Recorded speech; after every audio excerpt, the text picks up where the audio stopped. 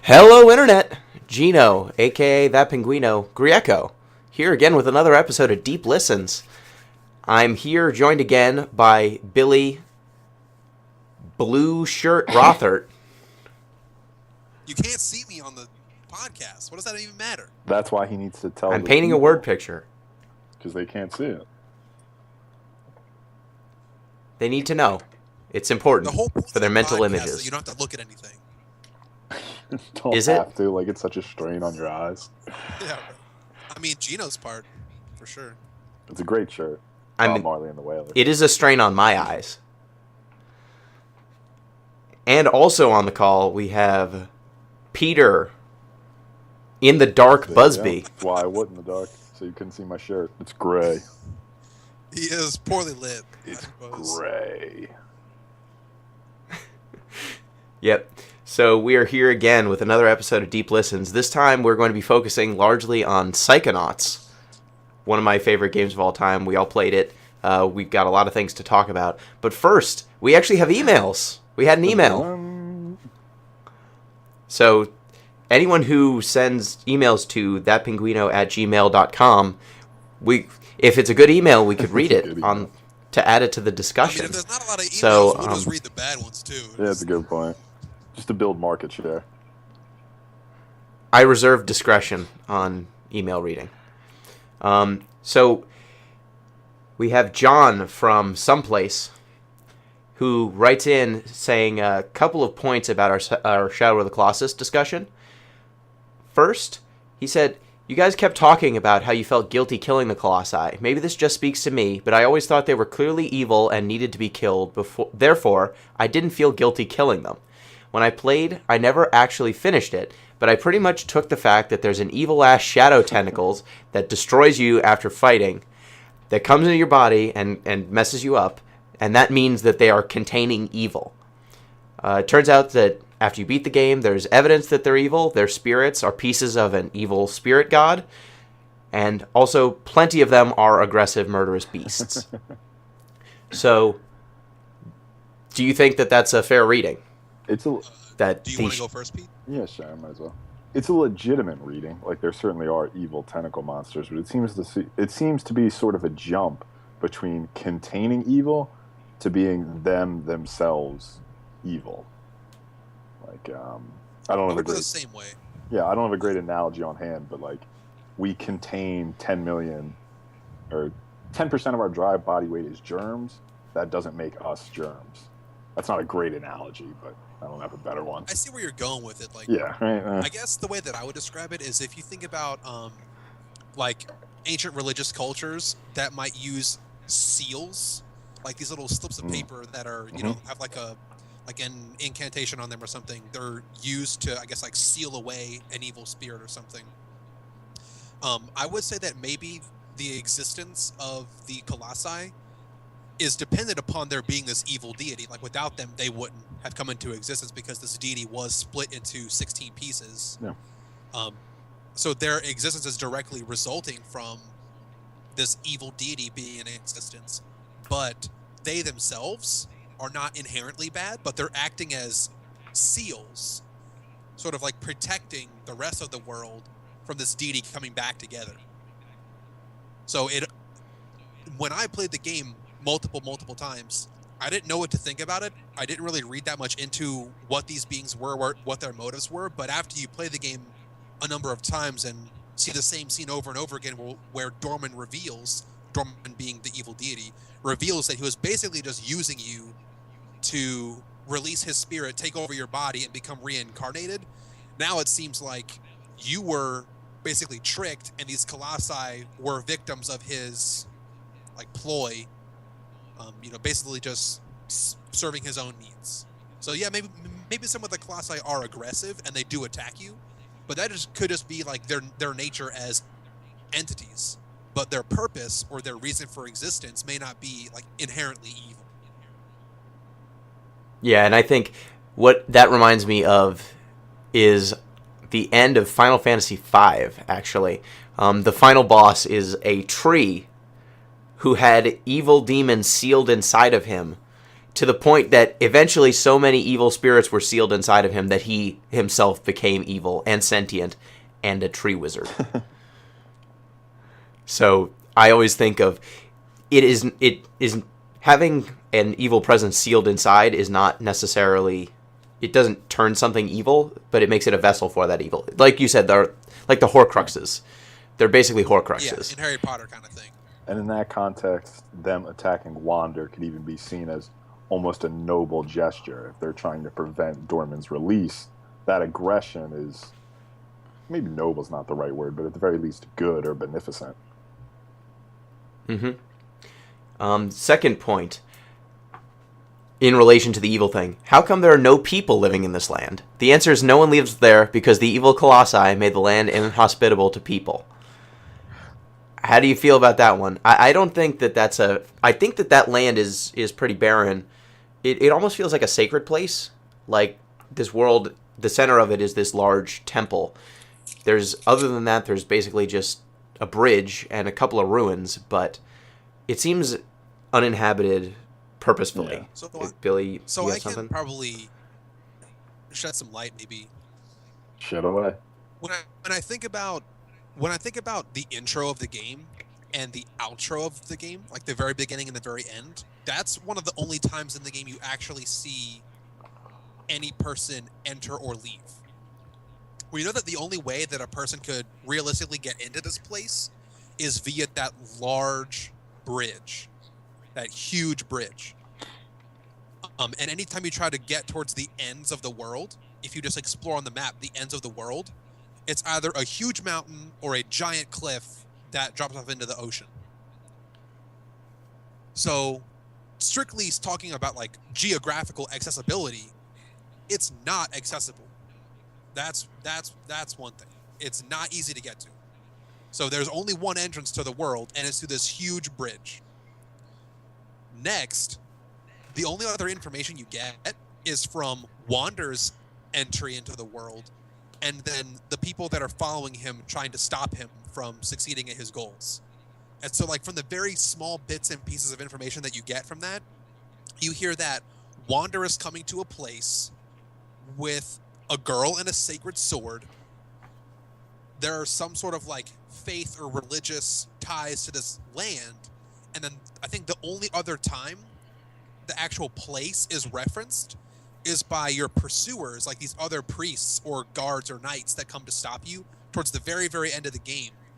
And they say things like, you know, they'll refer it to as like cursed lands or forbidden lands. And that's how they'll like address the place. So from that, yeah, maybe no people are there. Maybe it's not because Colossi are there. Maybe it's just because they're told by their culture or their people, don't go here.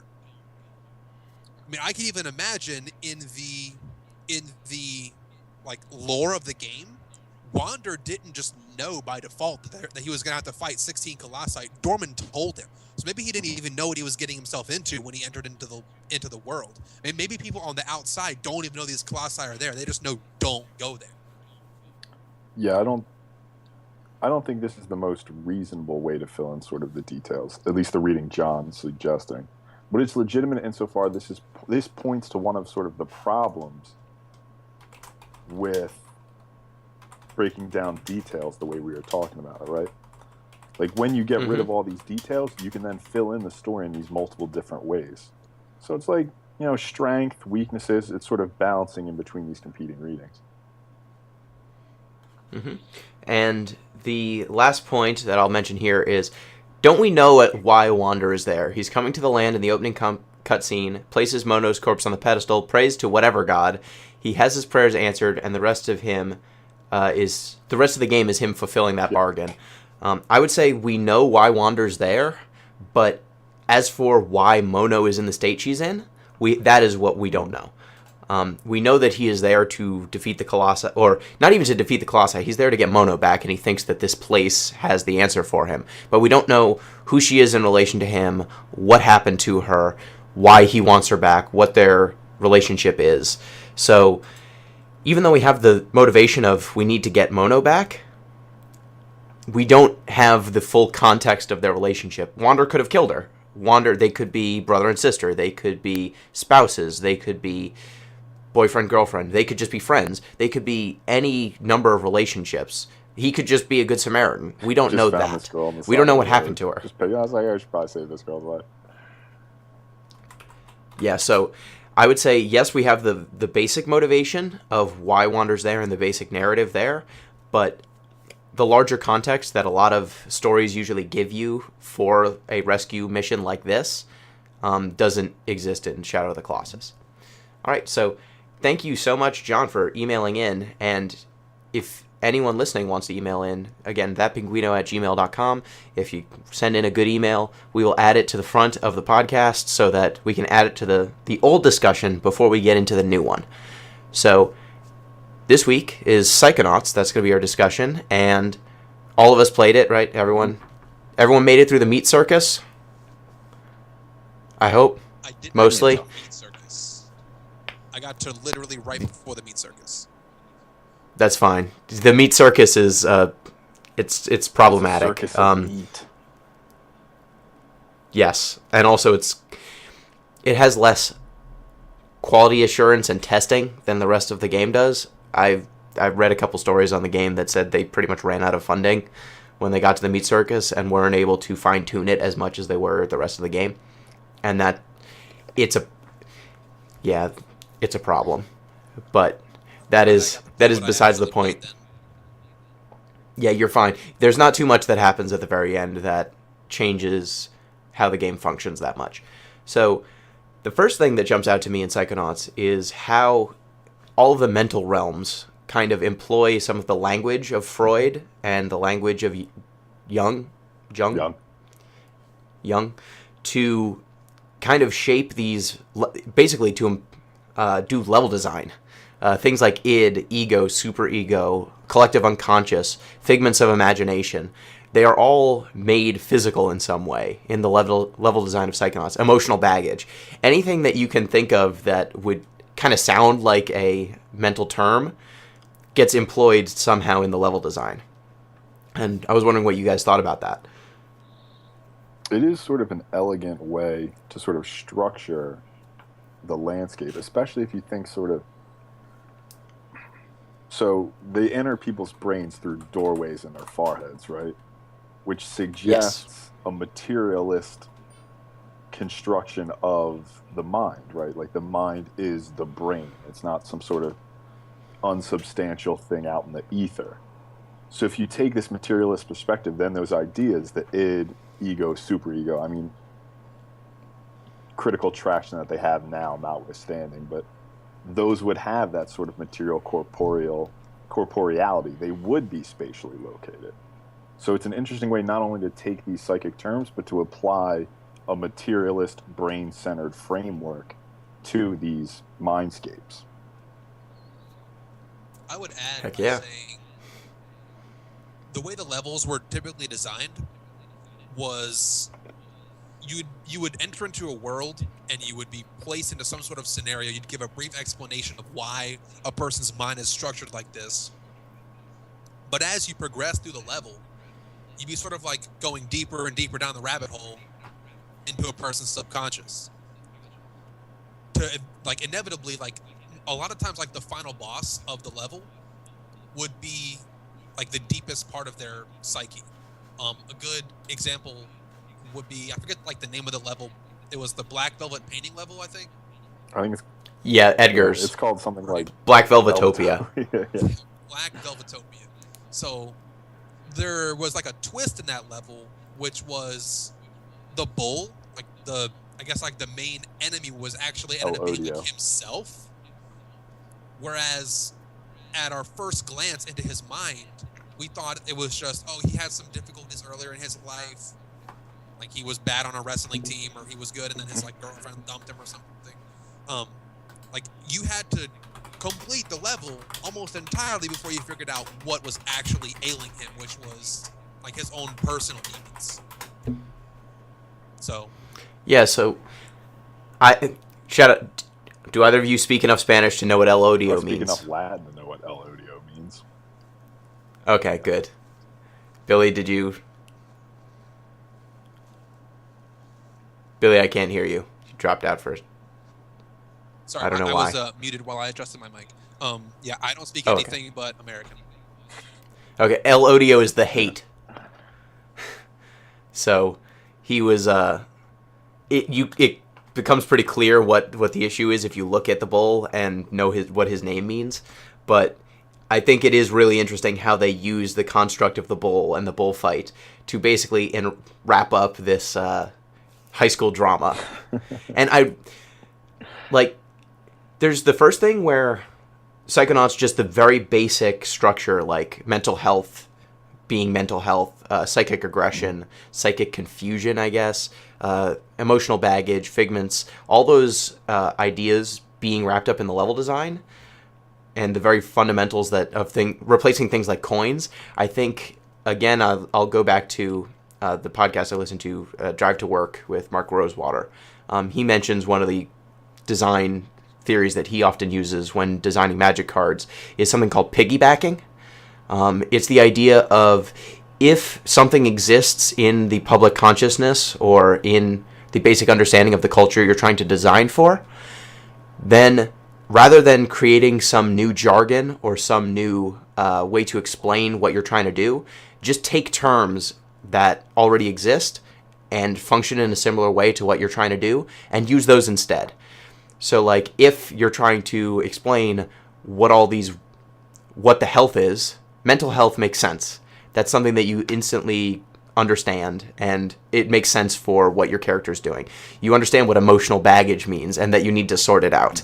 So it takes this thing that could just be an abstract collectible, and it gives it an emotional resonance that it otherwise wouldn't have. Or you'd have to communicate through jargon. Like, I think of games like most JRPGs will come up with their own jargon where you then have to understand what the heck they're talking about to then understand their ramifications on the world. Whereas with Psychonauts, it's just immediately, I've studied Freud a little bit, so I have an idea of what these sensors are. They're basically the representation of the superego. I understand what id is, that's why ID. That's why I understand what these little rabbits, like these little animal creatures that represent happiness and stuff. It makes sense one-to-one. And so you don't have to go through the process of explaining. And Freud's a great pick for that because he has a certain cultural cachet. Like, if you try to incorporate, like, maybe something like Maslow's hierarchy of need or Skinner boxes, right? I mean, I know what Skinner boxes are. I know the term, but I don't know nearly as much about them as I do about the ego, superego, id. So picking something that psychologically has really permeated the culture makes that sort of piggybacking even more effective.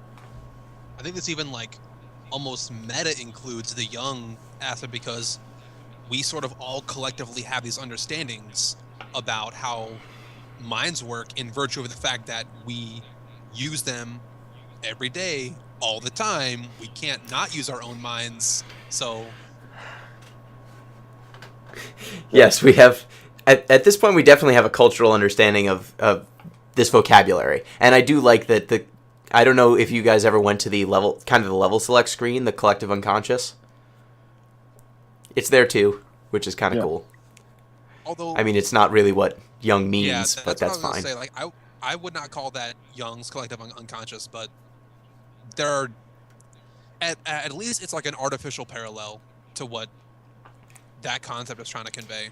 Yeah, and like sort of complaining about, it's a legitimate gripe, but sort of pointing out that that's not Jung's collective unconsciousness is sort of akin to me of complaining about lungfish biology. That, listen, a lungfish wouldn't masticate like that. That's not how they chew. Sort of beside the point. Yeah, the thing is, like, they are definitely piggybacking on terms, but they are also playing around with the fact that most people do not know what they mean, to the extent that they would be upset with how the term's being misused. Like, it's very clear if you know it, if you read up on the collective unconscious, like, it's the idea of there are these ideas that keep propagating in society over and over and over again spontaneously, and it is not coming from societal teaching. There's something ingrained naturally in humanity. It doesn't mean, like, all of our minds are literally connected to one another and there are pathways between them. It more means that there's somehow this biological or cultural memory that we all share. Which, speaking of cultural memories, there's a pretty interesting level that has a closer identification with that, with Napoleon, with Waterloo World.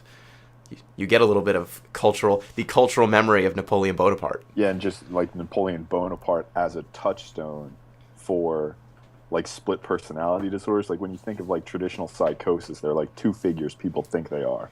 They either think they're Jesus or they think they're Napoleon. Sort of, I don't know if like Bugs Bunny did a spoof on that or something, or where it comes. I don't even know where it comes from. I just know it, which is sort of that Jungian idea that it just seeps in somehow.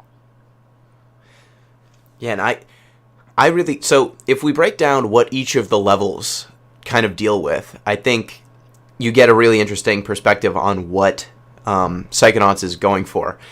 The first level, you have Coach Oleander's basic braining.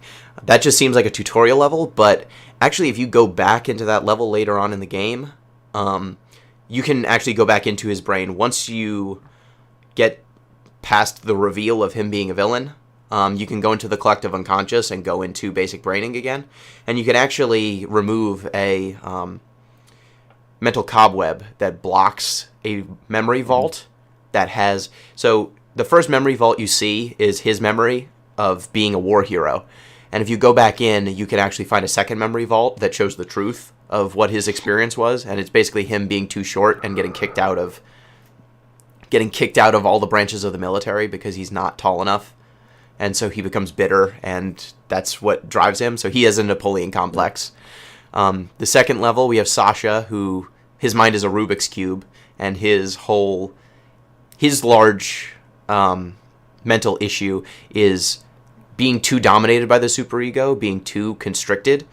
You literally shut off all of his sensors, and by doing so, he builds up sensor energy, which is kind of superego, just gaining complete control and having no release of... well, I guess I'm mixing it up a little here, because sensors kind of represent, I think, the superego. Right. But building up... He still isn't really id-driven when he bottles up all that sensor energy. No. But he is definitely a little too... He's too uptight. Like the classic Freudian reading, I think, would be that excess of sensor energy results in the neuroses. Like that's when you're too strict about your own behavior. It's not like an id reaction, it's a neurotic reaction. Yep. And that's the moment when he loses control of his mind. Then Mia has repressed memories, or memories that are under control. She actually has I don't know did you guys find the secret room in her mind? I know the deal with it. Yeah. Yeah, the room with the nightmares. So she has baggage. Although she is the example of what healthily dealing with your demons looks like, because it's locked up in that room, and if you go into her toy chest and see all of her nightmares, they are trapped behind bars. So they will yell at you and they're scary, but they will not attack you. They cannot deal damage to you. Later on in the game, you see what it looks like when those things are allowed to run around in Boyd's mind. Then you have the level with the lungfish, which is a representation of kind of this thing is more scared of you than you are of it. Turned huge. You are Godzilla in this thing's mind. Mm-hmm. And even though it's a giant hulking lungfish, in its head, you are the monster. Next level, you have Boyd, who is a paranoid schizophrenic, who is constantly, like, the level takes pictures of you as you run through it. Yeah. And there are the conspiracy theories are just everywhere. That was probably you go my to the book favorite level in the game, actually. I think that was one that I enjoyed the most from like a strictly like level design aspect. But it got really clear once we figured out, like, I guess when you got Boyd's vaults, like Boyd's memory vaults, it became really clear what was actually going on in his world, and he's probably one of the most mentally unstable characters in the game, and whose minds you actually go into. Like, it's weird that like the lungfish has a more stable mind than Boyd, the security guard / milkman. Weird dynamic there. Even the people in the insane asylum, like the Waterloo level and the girl outside who was like Gloria, the former actress. It kind of makes sense why they might be kind of messed up in the head. You can sort of see and almost relate to them, but Boyd just kind of went off the deep end, and it's reflected in his mental projection of that twisted, creepy suburban neighborhood. Yeah, did you see both vaults in his mind? Yes. In Boyd's. Okay. Yeah, in Boyd's Yeah. mind.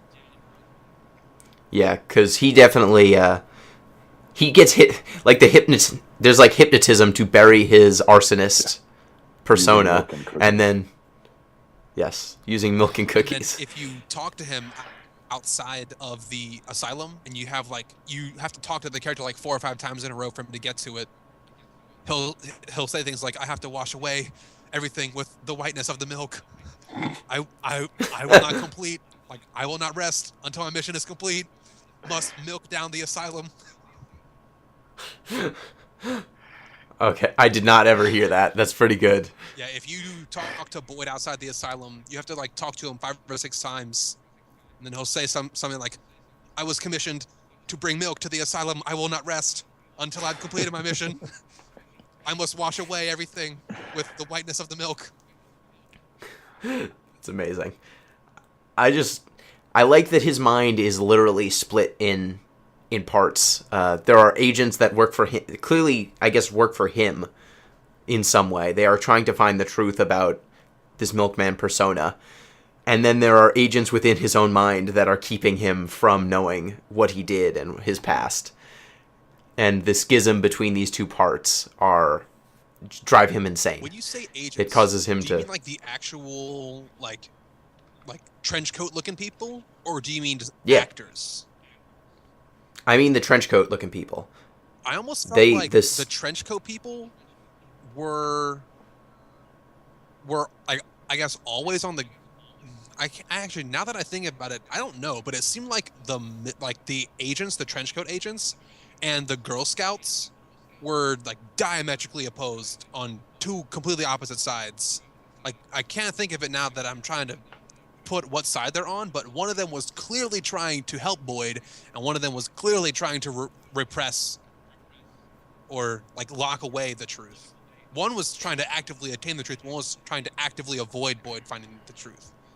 But now that I think about it, I can't actually figure out who was on which side. And that's kind of the interesting thing, because the Girl Scouts are trying to hide the milkman from Boyd. Right. That is their mission. That is all they do. The agents are trying to find the milkman, but they are also bumbling and incompetent. So each of these two halves, it seems like the agents are agents of Boyd's mind trying to find the truth. You can tell because when you actually release the milkman or get to the place where he's held, you can see that the agents and censors show up after you. So they are kind of in line with one another. They are there to find out this kind of foreign entity in Boyd's mind and eradicate it.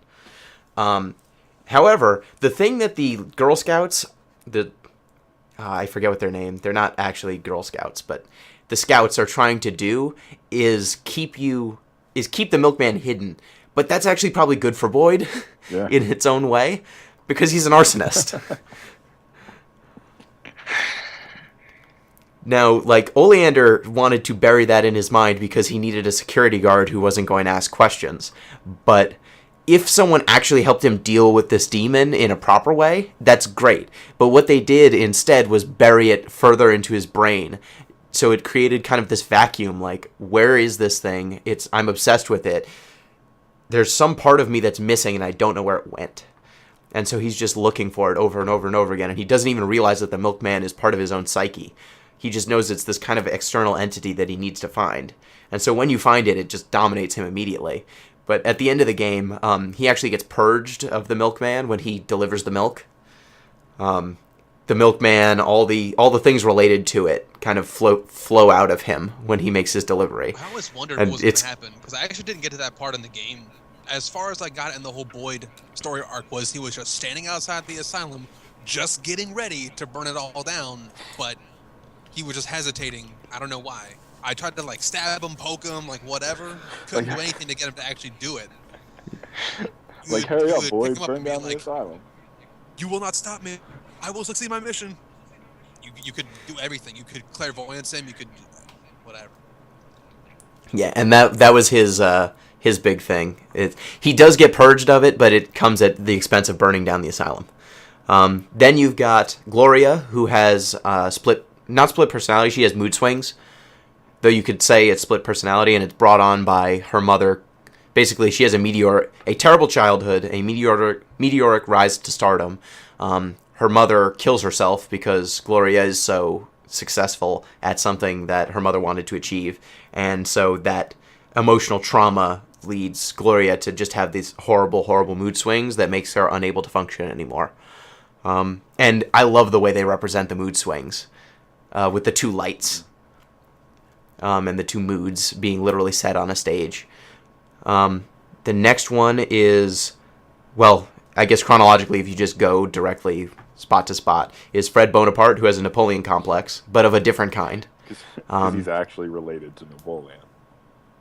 Well, yes, but also his complex is brought on by being dumber than a mental asylum patient. Yeah. If you find one of his mind vaults, he loses the game that you're playing in his mind to Crispin, the orderly. Yeah, because he was and he loses one of the, over and over. Staff members, right? One of the employees there or something before. Yes.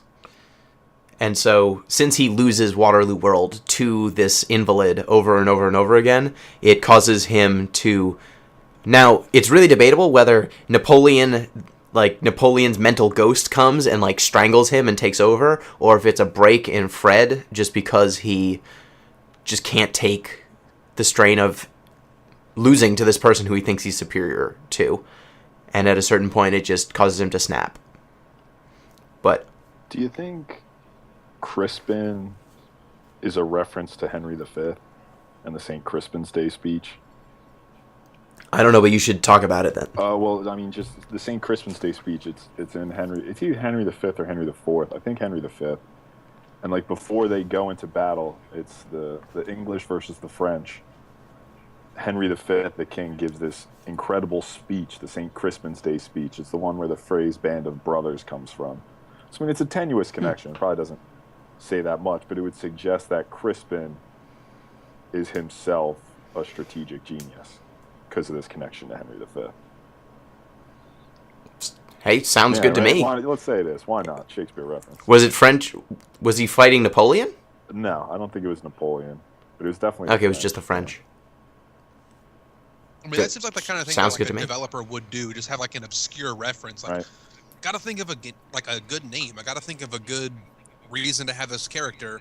And if you can think of some kind of obscure historical reference that only Pete Busby would get, then that developer's happy that some other nerd in the world was able to draw a connection between his game and some piece of history. Right. Just this one speech in one of Shakespeare's historical plays. It's a good speech. If you haven't listened to it, YouTube, St. Crispin's Day, it'll get you pumped to fight the French. Very good speech.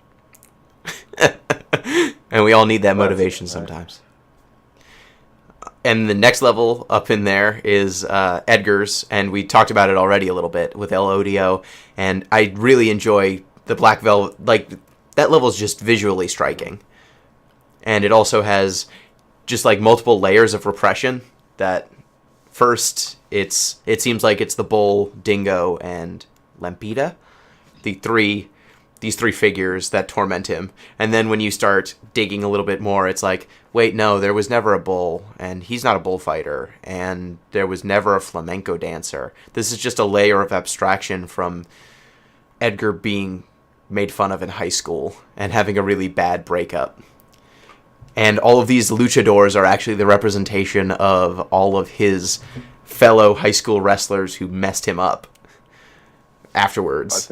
I think that's what I like best about Black Velvetopia, is that I'm never going to be Napoleon's great-great-great-grandson. I'm never going to have an orphanage that I'm in charge of burned down.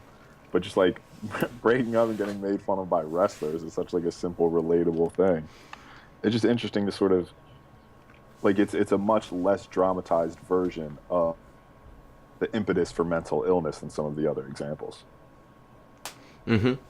And did you see why he's a painter? Did you get that little piece of dialogue? I think I did. Didn't he do something else before he was wrestling or something afterwards?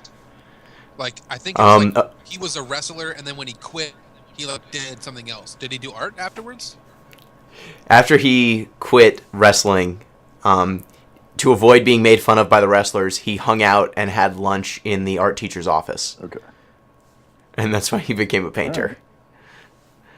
Which I think, like, how elaborate that level looks and is connected, I think it's pretty great. And when at the end, when you beat Dingo, and there's just kind of that complete break, like the layers of abstraction, he still looks like a matador, but now he's just very clearly just the head of the cheerleading squad, and Lampita looks like is now just a cheerleader, for sure. Yeah. I love when it just all breaks down and Edgar's like, "What am I doing? Look at these people." Yeah, and that's actually something what you mentioned, Pete, about kind of it being relatable about where the origins of mental illness come from. I wonder, what do you think of this game kind of making mental illness into something that is solvable? Like, literally solvable. Every single one of these levels of the later... So everything from Lungfishopolis on, you're dealing with people who are actually mentally ill. Sasha and Mia they have some tics, but they are not actually unstable in any way until you kind of get in there and screw stuff up in their head. They start out okay. These other characters have very clear, pronounced mental illnesses. I guess I don't know what you would call mind control, but that's what Linda, the lungfish, has. And each of these characters, when you find whatever the thing is that is bothering them and remove it, they get over it almost completely. And I wonder if this is too clean of a definition of mental illness, like too clean of an explanation of where it comes from and too clean of an explanation of where it goes. Yeah. No, that's definitely a legitimate concern, right? I mean, mental illness is very messy. There's not exactly these sort of binary stages between, like, what is a healthy mind and what is potentially a diseased or pathologized mind. But I think what you have to remember in this sort of clean break is to maintain that sort of Freudian framework we've set up, right? Because, like, for Freud, it was very much tapping into repressed memories. You find that one thing that causes your neurosis, discover it, and then you can get around it. So in terms of sort of modern mental health, it is very problematic. But within this Freudian context they've set up, it makes a lot more sense. So I might add and say that while in the real world this is problematic, and for the same reasons that Pete had just brought up, that maybe there's not one particular event or psychological concept that is causing a person maybe a schism between two parts of their own self. Maybe it's not such an easy fix, but luckily we're in a fantasy video game world where a sentient being can actually jump into someone else's mind and interact with its architecture. Like, as much as Freud would have loved to do that to somebody, that was out of the question. Like, a surgeon can go inside of your chest and fix your heart if it's not beating properly. But contrary to, like, maybe the hopes and desires of the medical community, you can't just open up someone's brain and, like, fix their fears. Maybe we've tried it. It goes real bad. Yeah, right. Usually. I mean, you might be able to enhance someone's brain or affect someone's brain. Because, I mean, if you want to talk about some stuff that Pete and I had discussed in maybe our philosophy classes, severing the corpus callosum would create sort of like a split brain scenario. You can actually physically affect someone's mind that way. But as far as an actual storytelling goes, from like what Psychonauts is trying to convey, we as the players should grant them a little bit of leeway, because just like if you're reading like any work of fiction, you have to give them a little bit of credit that maybe they're going to be talking about something that can't actually happen in the real world. But that's okay, because we are in their world, the world that they created for us. So I'm totally cool with Psychonauts portraying an image of going into someone's brain and fixing their problems, because even though we can't do that in the real world, in this fantasy world, if it's okay, hey, it might actually work. Yeah. Yeah, sure. I mean, I'm not like actually upset with it totally makes sense in the world they've constructed, but in an interpretive context where we're trying to apply it to the world at large, I think the moment that actually makes me think it's not quite as straightforward is actually it's a very small moment after, I guess you guys didn't see it, but when you actually set Boyd free, like when you get close to beating the game, and all of the different asylum residents kind of break free and decide to leave Thorny Towers. Edgar leaves, Gloria leaves, Boyd throws his fiery Molotov, and before he does that, Fred jumps out of the courtyard, and he says to Boyd, like, I don't know about you guys, but I don't feel crazy anymore. And then he just has an eye twitch that just looks like maybe he's not 100% all right. Like, you think that they are definitely over, at least partially over, what kept them constrained in this insane asylum, but they are not 100% over it. Like, Gloria turns on a gas main thinking that it's a sprinkler system for her flowers. And her flowers are all dead, and she's still like, I need to water my flowers. Fred jumps out and he's like, yeah, I still have this twitch, and something's still a little up. And Edgar, like, rips a gas main out of a wall. Like, these characters are not 100% fixed, but they are not so damaged anymore that they can't function in society at large. And so I think it is a very clean solution, though you have to kind of work your way. Like, Raz has to do a lot of work to each of them to make them functional again. But they are not 100% fixed by his actions. They are just made a little bit saner. Yeah, I think in terms of like storytelling structure, it makes sense. But I think you're right, Gino, that potentially it does say some things about, like, if you abstract it from the text itself and try to say, okay, what is it potentially telling us about mental health, about mental illness?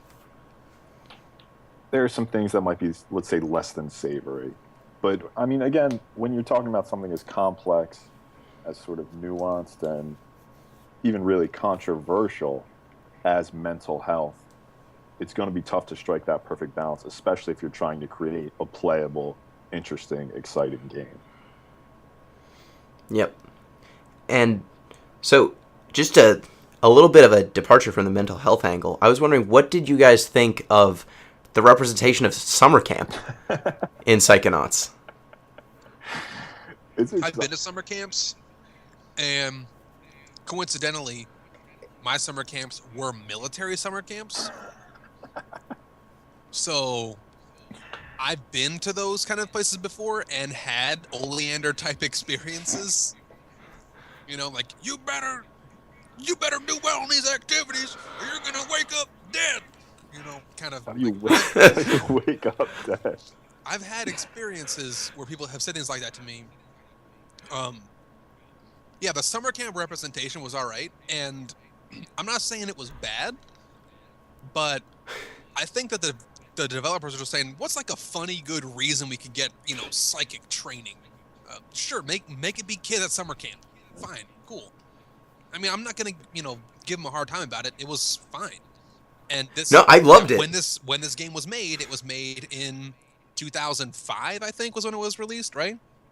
Yep. Is that right? So, thinking about other games that just came out at that time were games like Ratchet and Clank, Jak and Daxter, Sly Cooper, other games that are of this kind of action puzzle solving, kind of platforming genre, where basically you only have to get cool game concepts and good characters into a world, but first you got to find an excuse to put them there. Like, I thought it was actually very cohesive. Ratchet and Clank game, you basically just see Ratchet fixing up a ship, and then, oh no, you get transported to another world because there's some dumb reason, and oh, a game starts now. You know, it almost doesn't matter why the game started. The experience that they offered us was worth it, even if we got to give them a little bit of leeway, like how they actually got there. I'm going to push back a little bit on that. I thought it was actually pretty cohesive. Like, I really enjoyed the summer camp representation. I don't know about you guys, but I went to co-ed summer camps, and everyone's obsession with making out and stuff of that. I was like, this is perfect. This is perfect. This is exactly what happens at summer Gino camp. just spent his whole camp time just making out under the bleachers. Trying. Like, we got to get to archery. Nah, I'm trying to mac on this girl over here. I'll meet up Get with you first later. base or I'm gonna die trying. Like, Nils was just like everyone. Like, how many... I don't know, did you guys talk to all the different campers Yeah, I had before they got debrained? Yeah. Yeah, so you... Yeah, everybody Go was ahead. looking to score or start a band or torture some fish, but those kids were kind of weird. Dogan was by far the best. By far best camper. I would have been the guy that hung out with Dogan. Before or after? Gotta watch losing out. his brain? Both. No, I think the camp works. TV, hacky sack. I think the camp works mostly because it makes way more sense with children than it would with adults. Like, if you think of just, let's say, excess psychic energy and like excessive imagination, like fears, neuroses, for lack of a better term. Like, children just have so much more psychic energy than adults do. So if you had to pick somebody to psi blast, a giant lungfish, you'd pick a child. I guess that might be child endangerment, but you'd pick a child to do it. If we're drafting children for combat, then I Yeah. guess you've got a separate issue. Yeah. Yeah, I would agree with you, Pete, and say, now that you mentioned those points, like, my mind has almost changed. Like, well, now that I think about it, if you want the characters to be kids and you want them to be doing sort of a fantasy, maybe storyline, now it seems like summer camp is just the best fit, almost like the only option. Yeah, I mean, I think the only thing that I could think of otherwise would be maybe a school, like an actual academy. That was for what I was kids. going to say. Camp or school are pretty much your only choices. Right. Yep, and that explains why Japanese role-playing games continue to take place in only schools with kids, pretty much. Or pigeons. Or That's a pigeons. good point. Yeah, if you have to take like the default location for a anime plot or a JRPG plot or something like that, it is almost always a school where people are being trained to do some sort of dangerous act that a kid shouldn't do. But it also incorporates all this weird emotional drama of high school. And the thing that I really appreciated the summer camp setting is that the game almost feels to me like a Saturday morning cartoon. In terms of For much of like it, in terms of in terms of aesthetic? tone. Yeah, tone, sure. Aesthetic, tone, the issues that they're dealing with. A lot of the kids, they actually have their own issues, which I think is pretty interesting, considering each of them only has maybe like 4 or 5 opportunities to speak, and yet I feel like all of them get more characterization out of those few moments than most characters do ever In a full when game. they're side characters. Yeah, you're right. Like, Maloof goes from picked upon child to, like, mafioso Don with a Russian associate in the course of, like, 5 conversations. You get, like, there are characters who, like, break up and then get back together with someone else. Clem and Chloe, the two the cheerleaders, they get pushed over the edge and try to poison half the camp. Did you recranialize all the kids? I got probably 2/3 of them. Did you try to find them afterwards? No. Yeah. See, where I am right now in the game is I had just turned in a bunch of brains and was about to go up the elevator to Dr. Lobato's lab. So I guess I hadn't had a lot of time to mess around with the resolution of the game. You know who Dr. Lobato reminded me of? The weird scientist in Nightmare Before Christmas who's always scratching his own brain. Yeah. Yes. God, now I would have known his name if you hadn't mentioned it. If I hadn't mentioned it, you're just gonna bring up his name. Look, if you hadn't have asked to know it, I would have known right? it. I think it's Dr. Finkelstein. Yeah, I think it's Yeah. Finkelstein. Probably I think it's some sort of Frankenstein pun. Basically. Yeah, but I just think it's once you do recranialize them, find their brains, put them back in. The kids actually do return to camp, and they will wander around, and they'll all have their own resolutions. And I just really enjoy how much stuff they cram into it. Also, did you find any of the boards, the like message boards that are posted up through camp? You can actually read them. Right, like one of them said, the little kid who got picked on, like, this camp has been the worst experience ever. I'm calling my dad. He's coming to get me. Everyone's mean. I'm going home. Yep. And they update every level you beat. There will be new messages posted there as the day goes on, which I think is pretty great. I did appreciate the collectibles. I'm sorry, not collectibles. Points of interaction, because you could walk around that game and it's like punch a small animal in the woods, and there'd be a line of dialogue about it. Or you would actually, in the parking lot, if you try to like punch that large tree structure, Did you also say like, next time think about trying to get up again, tree. Like he'll just really smack to the tree. Yeah, if you just like walk around levels and start punching things. Did you just walk around just like, I'm just gonna punch That's everything in the how I played the whole game. 12 and a half hours so far of me just punching everything in every level. Things. I mean, if you go to Black Velvetopia and you just start punching like the paint cans and art, the dogs will make comments like, "Well, I never intended to be a Picasso or anything." But if you punch things in the what's her name, like Gloria's mind theater world, where you go to the backstage and meet the diva. I forget the diva's name, but like the sunshine person. If you like Bonita Soleil. Yeah, Bonita Soleil. If you break her like trophies and mementos in her dressing room, she'll say like, "I was gonna sell that on eBay for money later," because she's got some weird voice. The president gave that to me to cover up the affair. Yeah, right. Like there were these weird interactions. If you just like break objects or punch things, if you try to like telekinesis people, you just get these really cool lines of dialogue. That's basically how I just play any game. Like especially like this, because other games that did that, like I said, were definitely Ratchet and Clank games, definitely Sly Cooper games, a little bit in that Jak and Daxter too. But those are like, I guess, like the family of games that had a very similar model, like very heavily dependent on great voice acting, heavily dependent on clever level design, heavily dependent on interactability and collectibles. So overall, yeah, good stuff. I just really like how dense the world is something that I don't see very often. Like there's so you got a scavenger hunt, so that's one thing you have to do. There are arrowheads. There's the deep arrowheads you can find. There are all of those message boards. There are the kids you can talk to. Every kid will react to basically every power you have. If you telekinesis them, they'll have a line of dialogue. If you try to burn them with pyrokinesis, with matches, pyrokinesis, they'll say something.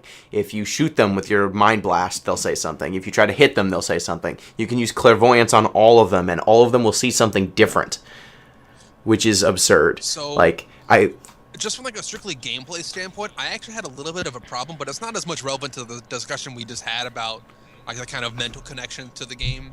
But I actually had a problem with, I think there was maybe a little bit too much, and it was sort of cumbersome. So in other games, too much of what? Too much collectibles. Oh, okay. Too much collectibles. Like the level of interaction was fine. I was okay with there being lines of dialogue for just about everything, but if we're talking about, I guess, like currency, arrowheads was fine, but there was also those like cards and the orbs and the baggage and the like figments. I think the figments were probably like the biggest thing that I would change. I probably would have, like, if I was designing the game, I probably would have taken out figments and done that kind of EXP pickup in another way. I think figments were probably the most unnecessary collectible, although because you made them into like images or like projections that they were different from every person's mind, they fit in way better. But just on paper as a collectible, I think it was probably the least fit of the collectibles in that game, followed by I think arrowheads. I thought figments, the figments serve a purpose in terms of level design for the same way that like Mario coins do. They illustrate pathways. Oftentimes, if an area, I noticed this time, every time you end up, there are the climbing walls. Yes. Like some surfaces are climbable, some surfaces aren't. They used figments almost every time there was a climbable wall to show that it's climbable by putting a figment on the wall that is climbing. They use that to show pathways that, like, if you have to hover down using your levitation balloon, where to go. They will show like an arc, a parabola with figments. So I think that the figments made sense. The same like as a level design guide, kind of like a little breadcrumb. But the thing is, they have so many that There was a lot it just feels. The thing that this game does is it makes you feel like you have to collect so much more than you really do. Right. Once you have all your powers, you don't get anything that is super important after that from It's really leveling just up. upgrades to the powers you already have. Yeah. Yeah, and they don't help. Like, most of the upgrades are not so substantial that you should really go out of your way to do them, but because there's a leveling construct, and because, like, I guess, Billy, you feel incentivized that if there's leveling, you are going to try to do it, right? I did get to like level 90 and I wasn't even finished with the game. That's horrifying. Yeah, like Wow, I think I finished Black Velvetopia at level 85. I beat the game at level 45. Well, get on my level. Well, when you finish it, there is an extra cutscene. There's an I extra Googled it. I wanted to cutscene know for what the getting to cutscene level was. 100. I just like YouTubed it because I knew that I was gonna have to just go back and find like one figment in every level that I missed and just forget that noise.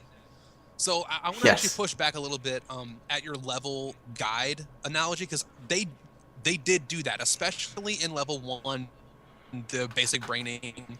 I even remember the exact part, like there was like a climbing wall that got shot at by missiles, and they said, no, it's okay, just follow the figments, that's going to be the real path. Cool. But I'm going back to a game like Super Mario 64 or a game like Banjo-Kazooie where there's like very clear collectibles. Like in Banjo-Kazooie, it's the music notes. The music notes are almost always on like steps or a walkway or on top of very specific structures. Like I'm thinking about the first level of Banjo-Kazooie, Mumbo Mountain, where there's musical notes on the bridges across the water. There's musical notes on top of the little huts, on top of all the trails, on the little platforms. Like there's only musical notes on places you almost will invariably like have to go to. You have to go to them. But in Psychonauts, the figments served two roles. They were hidden collectibles in some areas, like in Milkman Conspiracy, they were not easy and obvious to find. They were out there, but they're mostly just scattered throughout the houses and things. Like they were not on a specific path. You had a sidewalk to follow, basically. So on that note, I actually felt like, and this is probably going to be too far of a jump, but it's the only game that I can think of that did this similarly, was in Assassin's Creed. There were these just like flags, these little like flags just like randomly scattered throughout the world, and you just had to find them. And there was no rhyme or reason to where they were supposed to be. They were just sort of like on places. You would get pretty good at figuring out where they were probably going to be, because if you cleared one level of all the little flags, you say, well, I bet you there's going to be a flag on a ledge over a river. I bet you there's going to be a flag right under a bridge. I bet you there's going to be a flag on top of this like pole or this like epithet thing, whatever, architecture. It's yeah. It's I not might an have said the epithet. wrong word. Sorry, no. Is it epithet or something? No, an epithet is what is it? A slur. Yeah, that's like a racial epithet. Oh man, what is it called? Where there's like a. All right, I'm just an idiot right now, but I was gonna say epaulettes, but those are like shoulder pads, so that's not yeah, right either. epaulettes are shoulder pads. I I don't care. The architecture is irrelevant, but in Psychonauts, I felt both things. I felt level guide in. Actually, three things. I felt level guide from the figments. I felt splashing in flavor of each individual level from the figments, but I also found like obscurely placed hidden collectibles that you're going to need to get if you're going to 100% completion the game. So I'm not saying they were bad, but they seemed like they did so many things that they weren't doing one thing excellently. Yes, I agree with you there. I think that that aspect was definitely pulling at least double duty between, like, there are definitely some figments that just, they move and they will go through the world and they will pop back up and you have to actually physically chase them down. And that is something where it's just like, you need to maybe play this level a couple of times to even, one, because they're moving, sometimes you'll miss them. Like, you won't even see them until you come back and stand in one place and see that they're running by. So I think that by creating so many, and each level has like, it can have like, so, like, Waterloo World has so many because of how many times you can shrink down and how big that level is. That is, I think you're not wrong there, that the figments are a little bit, they can be much. And also the fact that the cobwebs pull double duty with the cards, which pull double duty with the side challenge markers. Like, I don't think there needs to be a card system and a figment system and a cobweb system and mental baggage and emotional baggage and side challenge markers and a scavenger hunt. Like, I think the psi cards for me are the ones that could have just gone and it would have been fine. Like, they're basically the figment equivalent in camp in the physical world, except they aren't as put out. They aren't as intelligently laid out as they are for figments. The psi card fragments. Yeah, like the psi cards are just like, most of the time you don't need a guide in the physical world except for Thorny Tower, the last kind of platforming level. But they don't lay them out like the figments are, like where it's kind of a breadcrumb trail.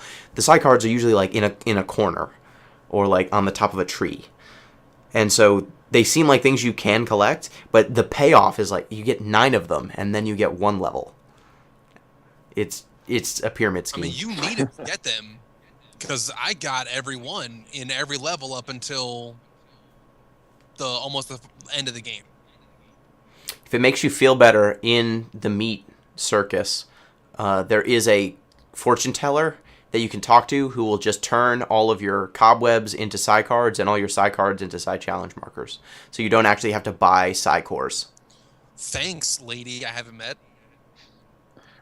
My main problem with the collectibles, I didn't have the issues you guys had, I guess. I just couldn't get past the logistics of using arrowheads as a currency. Like, if you had to carry, like, pockets full of arrowheads and they're, like, ripping up your pants and cutting your legs. Especially when mental arrowheads were a thing, too. Yeah. Like, inside of people's minds, there were, like, mental arrowheads that would just manifest into reality. Yeah, that translate into real-world arrowheads. That's what I couldn't get past. That was it? That was like my hugest gripe with the game. Like, logistically, as a currency system, arrowheads don't make sense.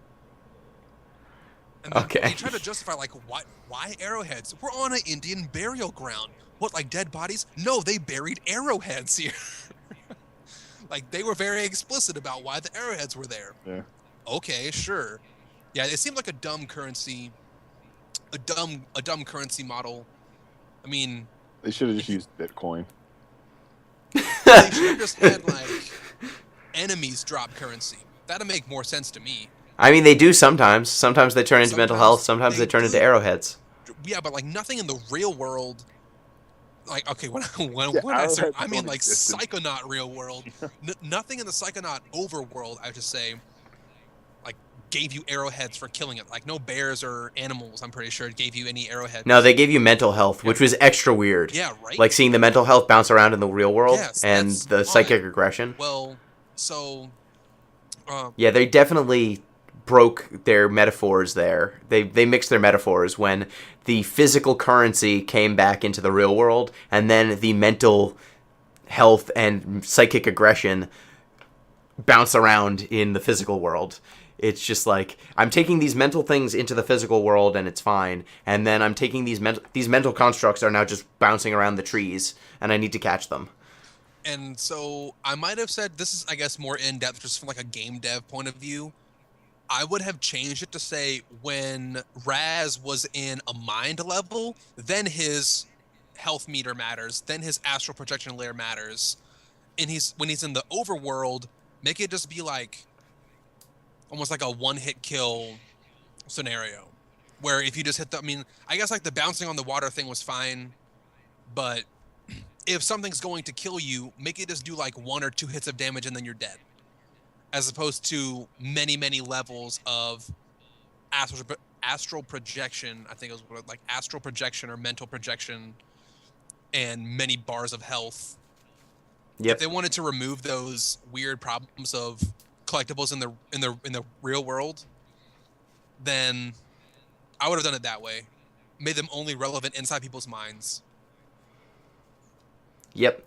And so I think we covered a lot of the stuff that I wanted to cover with Psychonauts. It's, like I said, it's one of my favorite games of all time. I think that something that I didn't talk about here, but I've talked about before in one of my Deep Look videos, is clairvoyance and how each of the different characters sees you a different way if you use clairvoyance on them. Yeah, I think that that's also really, really interesting. The thing that jumps out to me about Psychonauts, like it goes in with how dense it is how much work had to go into literally every level because of how dense they were making it. Like every single enemy had to have a piece of art associated with it because of what they saw Raz as. Like they needed a clairvoyance, like 2D image for that. They needed to have multiple reactions to different types of attacks. Different levels had different level design requirements. Like Gloria had to have 2 sets of geometry and an ability to change them. In Waterloo World, they needed the ability for Raz to change sizes three different times in real time, fast enough so that you don't notice the load. They needed to, in Black Velvetopia, have an entirely different color scheme, and I think that's one of the only levels where, like, those petals, those rose petals that are falling from the sky, those don't show up in other places. There's that race in Mia's mind. Sasha's mind has a Rubik's Cube, and it opens up, and each side of the Rubik's Cube has a different gravity pull, so that had to be figured out. Like Boyd's mind, I don't even know how they managed to figure out the gravity and like a lot of this stuff was actually that whole already situation figured out. I'm not going to bash on Psychonauts, but Ratchet and Clank did most of that stuff 3 years before Psychonauts did. You've been repping Ratchet and Clank real hard. I mentioned all the other games too. I mean, the other games did it, but I feel like it did cop a lot of things from Ratchet and Clank, like rail grinding, straight up copy and paste. The interface. Yeah, but the thing is, Ratchet and Clank takes a core where it's a lot of shooting. There is not like this variety of stimuli that they have to account for. Each of the levels doesn't have a crazy gimmick like that is then never used again. Right, like I'm not trying to beat the idea to death. It's sort of like a side comment. Yeah, it's just that I think that this is not a game that, like, as cool as it is, I think it was really ill-advised that they designed it that way from a budget perspective, and it makes sense why they ran out of budget. I mean, they couldn't finish the final level because all of these were standalone parts. Yeah, there was, like, no reusability between each of the parts, and it's just, like, I've heard interviews with them, and it's just, like, this was very cool. It was very interesting. It made a game that was... I don't think there's been a game that has attempted to do what it's done from, like, a mental perspective. Actually, there's a game called Stick It to the Man that cribs a little bit from Psychonauts, but this game is pretty wholly unique in its aesthetic, in its game, the level design, how it goes about it, and it kind of paid a price for how unique it is and how creative it is because they were not able to reuse stuff. So it is a triumph from a level design and a just creativity perspective, but from a coding best practices perspective, it might not be repeatable, which is kind of a shame. Yeah. I definitely agree. I agree. Like from a level design, from a depth perspective, Psychonauts definitely succeeds and stands out in its genre, in its time period, as probably the pinnacle of interactability and probably character development too, from the other games that I mentioned, like Sly Cooper, Jack and Daxter. I can't think of a game that does it better. Yep. So we need to come up with what we're doing next. So Pete, did you have an idea for what our next? Pete's choice. I did. It is Pete's choice. Well, I have some ideas. I don't have a definitive game yet because I haven't So there's this guy at LSU who's doing some real cool research on apocalyptic kind of stuff. I got to read it. Ooh. Yeah. So hopefully we can find some interface there once I track down his research. So do you think... So we need to definitely make the choice here so that our listeners can follow along with us. Right. So do you think, I wanna like, put 'em on Fallout the 3? spot. Yeah, that's what I was going to say. I think if we looked at sort of apocalyptic games as a genre and then maybe did Fallout 3 as the focal point, we could probably do it that way. Fallout 3 sounds like a good one. I've got Fallout 3. Perfect. Let's do it. I don't, but it's about time I did. Yeah, Fallout 3 is pretty great. So we will try. So the thing is with Fallout 3, so I want to try to establish some ground rules here for longer games. So games where, like JRPGs or stuff like that, where the hour count, or Oblivion, games in the Elder Scrolls series, stuff where they can be as long as you want them to be, or they are very long by default. I think in the 2 weeks we should try and get as far as we can, and then at least one of us, I think the person who has spoken of is bringing it up, will have probably beaten it at least once. So if we need to talk about the end, we can. But I think, especially for games made by Bethesda, finishing the game is not actually that essential to getting the feel of the world, and it's not even the most compelling content for the most part. Right. Yeah. I mean, That's almost... Oh, go ahead. Yeah, what I'm going to want to talk about is mostly sort of the dynamics of community building and sort of social interaction. So the conclusion's relevant there, but it's not by any means essential. Okay. Yeah, and that game's almost a series of vignettes more than it is one through... Like, there is a through narrative. It's the vignette that matters Now by I gotta default. look up what a vignette is. It's so much work for me, guys. It's like a salad dressing, you know? Vinaigrette. Yeah. Yes. So, I hope you enjoyed this run through Ratchet and Clank. Again, if you want... not Ratchet and Clank. Ratchet You and messed me up. Oh yeah, I did. So good. Ugh.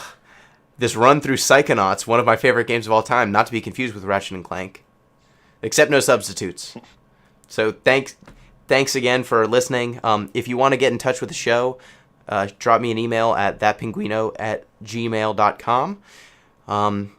We are taking, like I said, if you have a good email, we will read it at the top of the show and get it in with a conversation. And so, till next time when we talk about Fallout 3, thank you very much. So, Pete, you guys?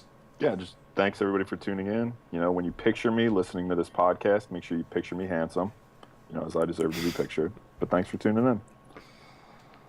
Yeah, I don't care how you picture me because this is only my voice. And having clearly the most beautiful voice, you can picture me however you like, as long as it fits. But yeah, thanks everybody for tuning in. I always have a lot of fun, especially with you, Gino, producing content. So hopefully I'll be on again soon. So let it be known, he has more fun with me. Peace!